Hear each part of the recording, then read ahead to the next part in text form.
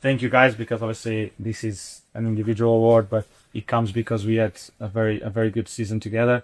Without your help, obviously this wasn't possible. You guys can imagine that I'm very proud and very happy to get this, but my aim is that we can collect many things together, and it's going to be always the best thing we can do. But as I said, you all know, if you guys hadn't scored that many goals, I wouldn't have this in my hand. So big credit for you guys. We had a very good end of season. It was great for us. We got into the places we want to be. Next season is going to be a biggest challenge for us, and I'm very happy that I will be part of that with you guys. And hopefully, as the manager said, this time is me. I hope next season can be any of us again, because that means that our season has been successful.